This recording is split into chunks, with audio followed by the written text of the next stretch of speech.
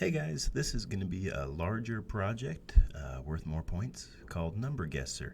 I do this project to kind of put together a lot of the stuff that we've learned so far. So we're going to be printing, saying, getting input with ask.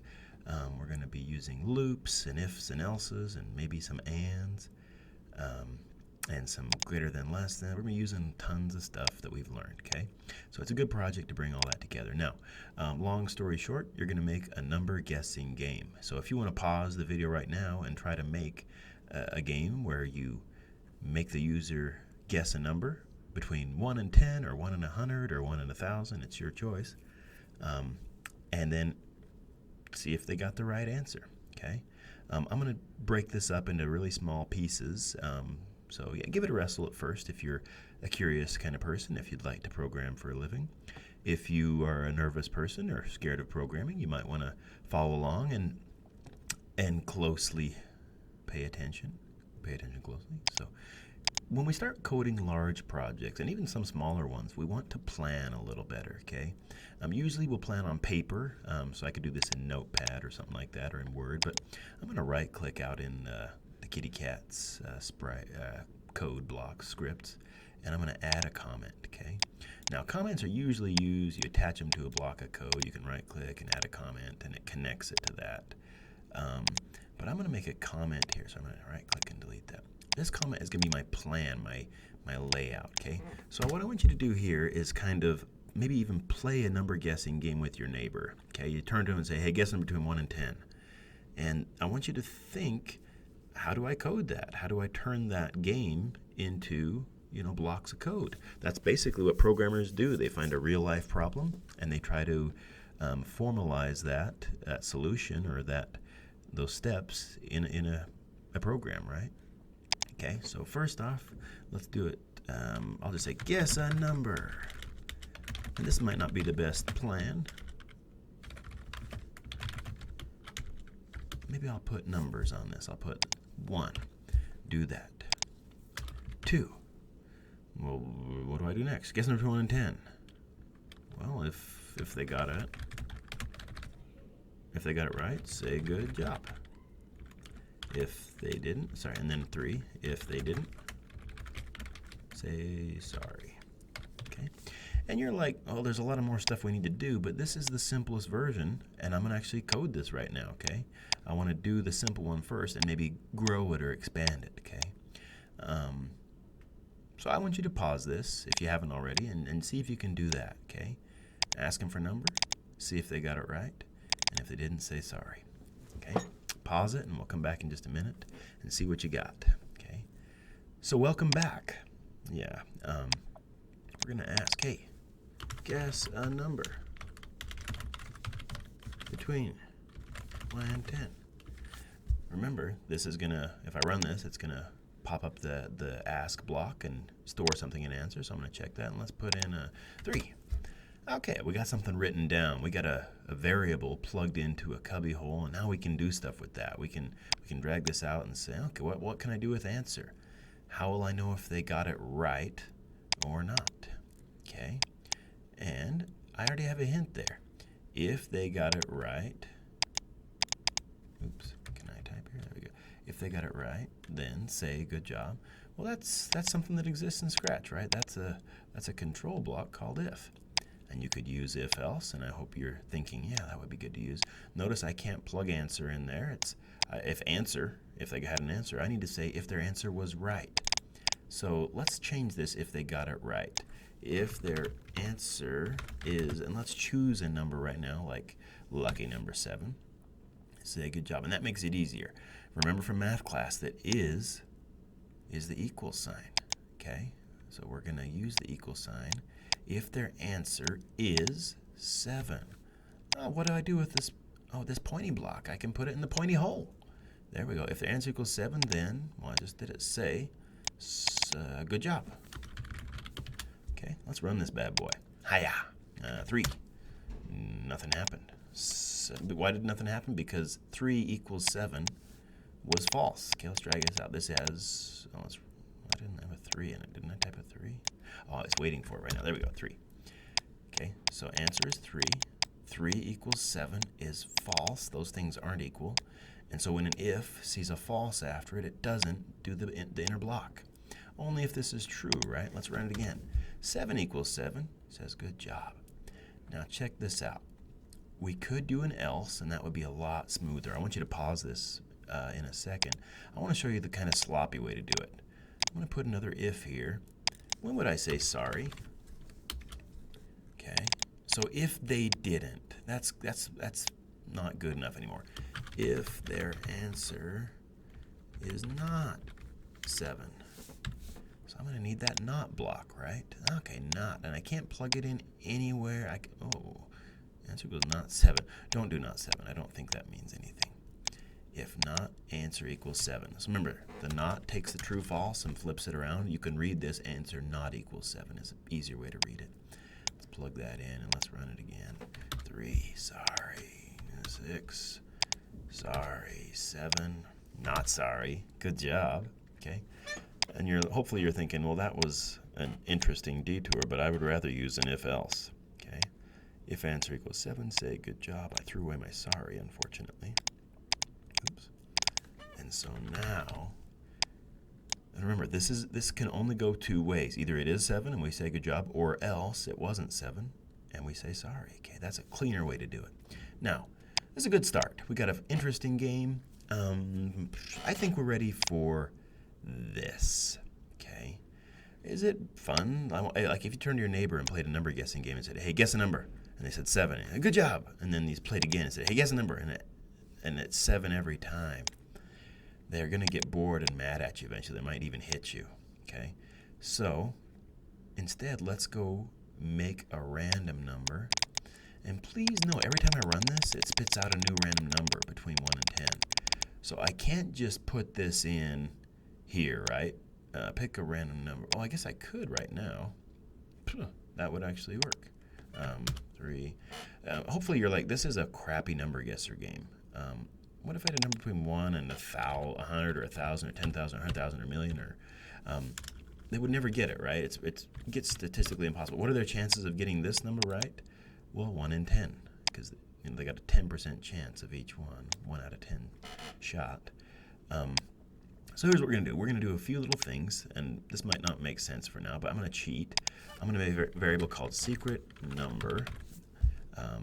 I like to, most programmers will make the first letter small and every new word big. In Scratch, you can put spaces in, and there are other languages you can't. You have to use underscores or camel case is what this is called. You'll learn that again later in Python, but secret number. Okay. Now we're going to set secret number, and we could say, well, I'm going to set this equal to 7, and if answer equals secret number, which is 7, and I just made the same program but made it harder with a variable.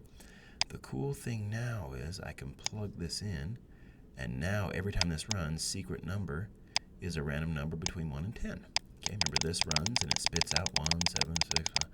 That's going to plug that into secret number. And the problem here is I don't know what it is. So I'm actually going to put up a cheat for myself, a hack. I'm going to say, hey, the secret number is, I'm going to join that with the variable secret number. And I'm going to print that, okay? A little hack for myself so I can actually win the game. I'm going to hit play. Oh, he doesn't ask. Oh, gosh. So we need to actually do this up before. Okay, sorry. He asked me before I knew what the secret number was. There we go. The secret number is 9. Hey, guess a number. 9. Good job. And you're like, whoa, I feel like I can read kitty cats' minds. And that hack's kind of dumb, but it's going to make it easier for us at the beginning. Let's run it again and make sure 3. Okay, secret number is 2, so I'm going to guess 3, and it's wrong. Okay. Now, if their answer is 7, if their answer is correct, say good job. If the answer is not correct, say sorry. And let's get a random number. I want to make step 0. Get a random number. And put it in a variable. Okay, and they're going to ask, guess a number. Oops, sorry. Ask them to guess a number. Anyway, hopefully you kind of, and you're like, why am I doing this? I already did that part. Yeah, I should have done this backwards, but okay. Let's make this harder. Let's make this better, actually, okay? First off, if you told your neighbor to guess number between 1 and 100, and they said 30, and you said wrong, the end, they would get mad at you, and they would definitely hit you. Okay, you need to let them guess again. Okay, so you might be saying like, well, I'm going to duplicate this and let them guess, I don't know, 4 times, and that is not how programmers do it. Okay, and also the problem is they have to guess it 4 times even if they got it right. Okay. Oh, and actually, sorry, they can't guess because there's no asks there. I need to copy my asks. So whenever you see yourself copying and pasting a bunch of code, like I want this much of the program repeated, you should start thinking, well, if I need to copy and paste that a bunch, I probably should turn it into a loop. Okay. And you could say, well, forever. I want to do that forever, but then we can't do anything after that. Okay, so let's not do it forever. We're going to use our other blocks. We got wait until, and that just pauses the game until you touch fire or something like that. So we want to use our repeat until block, and I'm actually kind of sad that this is the block that Scratch chose. They should have a while block. It would just make more sense. But anyways, repeat until, and we're going to, how long should we repeat asking them, hey, guess a number, guess a number, guess a number? We should repeat it until, and let's go over here and plan better. Ask them to guess a number until they get it right. Okay, what does get it right mean? Until their guess is the secret number. And let's change is for equals. And if you can start using programmer talk, programmer words, then it's going to be easier to make your code, okay? So ask guess number between 1 and 10 until their guess equals the secret number. Well, that's this, right? Their answer equals secret number. So I should say answer here. But this is guess, guess, guess. Ooh, I like this. I like it a lot. Okay, check this out. I'm going to put this to the side for now. Why can I just say good job here? Let's run it. Secret number is 4. So I'm going to guess wrong. 3, 2, 1, 8, 9. It's a trap. I'm trapped in this repeat block until, what was the secret number? Was it 3, 4? Yeah, it was 4. The only way out of that trap was to get the answer equal to the secret number. Repeat this block in here, ask, ask, ask, until their answer equals the secret number. Then say good job. I kind of like that. Okay. Now, that's how you get your loop, so you can ask more than once. We're missing a step in here. Let's go see if we can put it in. Okay. Let's go call this step 1B. Let's give them a hint. Okay. That's if your neighbor keeps saying wrong, wrong, wrong, that's no fun. Give them a hint. Pause the video and see if you can figure out what a hint would look like. Okay? What does give a hint mean? I'll give you a hint. You should say guess higher or guess lower, or too high or too low. Okay? And then they'll guess again and they'll know which direction to go. Okay? Pause the video. See if you can do that. Okay? Welcome back. I'm going to drag out an if. And notice this is after you ask them to guess a secret number. You'd say if. Now, why wouldn't I give them a hint out here? The only way out here is if they got the right answer already. So they don't need a hint there. They need it right after they ask them, or sorry, they give you an answer. After you ask them and they give an answer. Okay, so if, let's go plug this in. If answer equals secret number, that's a good job. That means they got it. I'm going to right click and change this. And you can just drag it out again if you want. But now I got my alligator mouths. Do you remember how to pronounce this alligator mouth? Are you going to say higher or lower here? Or too low or too high?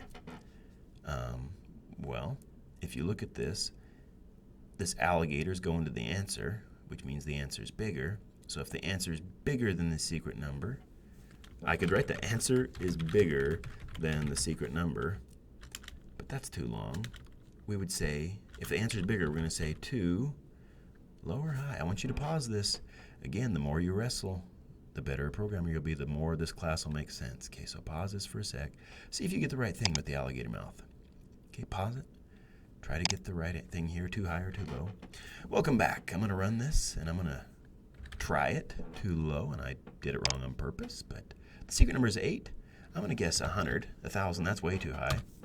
And it says too low, so I know that's wrong, okay? This is how bad programmers or beginning programmers program. We just keep tweaking stuff till it works. Okay, too high. Good programmers, secret number is 10. Let's go 1,000. That's too high. That worked. Okay. Now, you might be tempted to put an if else here. Okay, let's go do it real quick. If that, otherwise say too low. And that would make my life easier, right? Well, if only. If only. Okay, let's run it.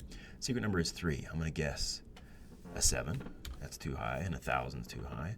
Let's guess too low. Let's go 0. Too low. I got it. Now let's guess a 3. Too low. And the program stopped. This isn't glowing anymore. Let's go put a say down here. And we'll say out of the loop. Okay, they got out of the loop when they got the right answer. Let's go cheat. Let's get the right answer, 2. And it says too low and then out of the loop. It could say game over also, so game over. Okay. Why did I guess the right answer and it said too low? Well, if their answer wasn't greater than secret number, we didn't say too high, we said too low. Okay, so an if else isn't enough. And we can fix this. We can put an if in here. The easiest way would be to say if here, if their answer is less than. But I don't like if else ifs if I don't have to. Let's just swap this for 2 ifs. Okay, I think 2 ifs is a lot cleaner. If answer is greater, say too high. If answer is lower, why doesn't this cause the same problem? Well, because there's a case in between greater and lower, and that's the equals, right? And the only way out of this loop is if they're equal. So do I have to have an if answer equals in here? I could. I could say good job or something. Let's run it. Second number is 5. Let's go 3. Too low. 6. Too high. And 5 is game over. Let's say you win, because we're not like limiting. There's no way they can lose if they made it out here. We could say they only get 3 chances or something like that. We'll do that later, I think, when we do the Python version. But anyway, this is our number guesser, okay?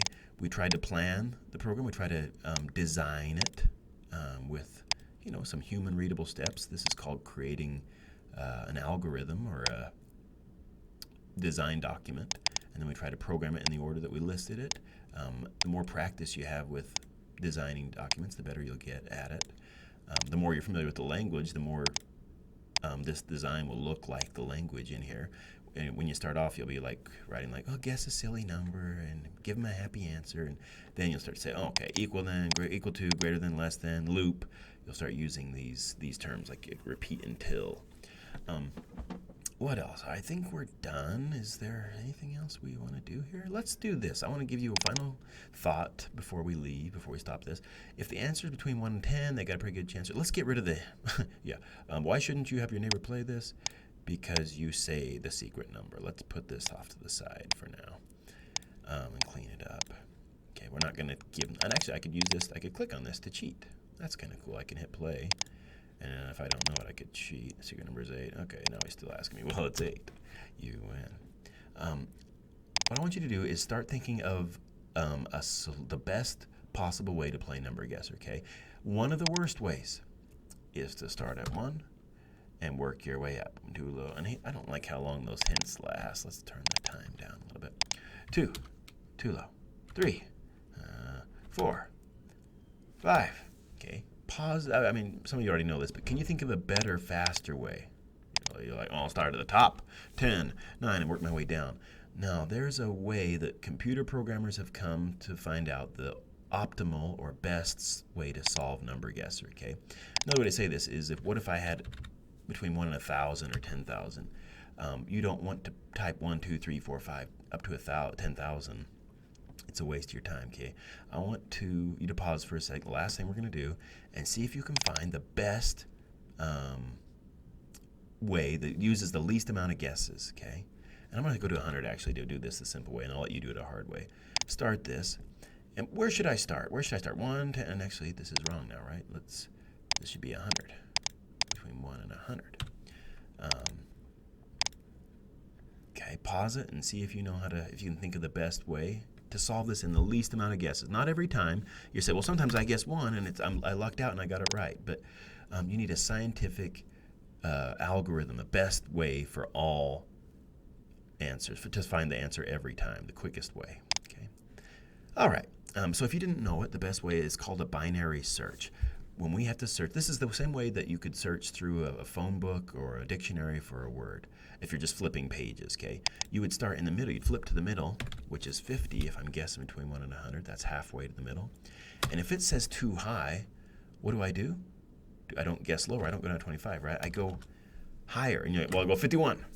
No, we chop it in half every time. What's halfway between 50 and 100? That's 75. Okay, and that's too high. And what's halfway between 50 and 75? I don't actually know. I think it's 62 or 3-ish. We'll go somewhere in there. Okay, that's too high. What's halfway between 50 and 63? Let's call it 57. Too high. Let's go 53. Still, oh my gosh, 52. 51. Wait, was 50 too high? Oh. I'm not going to do this video over. Okay, so I went to the wrong end. Halfway between 1 and 50. This is so embarrassing. 25. Still too high. Am I doing all this wrong? Halfway between 25 and 1 is 13-ish. Too high. Oh my god. Oh, the answer's up there. Let's click this again. Secret number. Okay, there we go. And I'm actually going to uncheck this, right? You don't want your neighbor to see this. Okay, I do not know the secret number. I'm going to start at 50. It's too low. Okay, this time I'm going to go to 75. Too low. And we're going to go halfway up. We're going to go to 80. I don't know. No, 80, 88-ish. Too low. Halfway between 88 and 100 is 96-ish. No, 95-ish. Too high. Okay, we're getting close. 92. Too high. 90. You win. Okay? And you say, oh, I took about 7 or 8 guesses. That's pretty cool. But my intuition, see, here's the problem. People think, my guts will tell me, they'll go to Vegas and my gut, my intuition, my feeling in my heart will tell me the answer. And I just don't think humans are that good at having feelings about random numbers. So let's go up to 10,000. And actually, I want you to do this. This will be your own experiment. If you go this to 10,000, how many guesses is it going to take? This number is 100 times bigger than 100.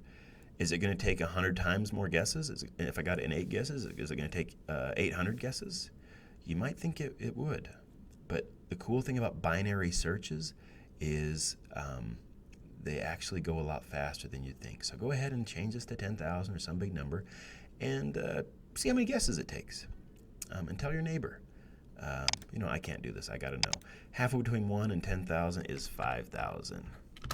It's too high. Now I go down to 2,500. Okay, too high. Now I go to, 2,500. Yeah, 1,250. Too high. And now I go to think, what's half of that? 750. No, that's a little too high. 600. 675. Too low. Okay, so it's between 625 and 1,250. Halfway between I'm just going to go 600 to 1,200 is 900. Too high, so it's between 600 and 900. Let's go with 750. Too high, it's between 625 and 750. And 625, let's go 680. Too high, so it's between 625 and 680. Let's go 645, 650, 645. Too low, it's between 645 and 680. Let's go 655. Too low, so it's between 655 and 680. 673. Too high, it's between 655 and 673. 662. Too low, 668. Too low, 670. Too high, ooh, I can't remember what number I guess. 668. It's got to be 669. Okay, it did not take 800 guesses. It took a little bit more. And if you go deep into computer science, you'll learn that this is a logarithmic complexity. The bigger the number goes, huge numbers still don't take over 20, 30 guesses. I think it's very difficult. You'd have to have a huge problem to go over 100 guesses. Anyway, thanks for watching. We'll see you next time.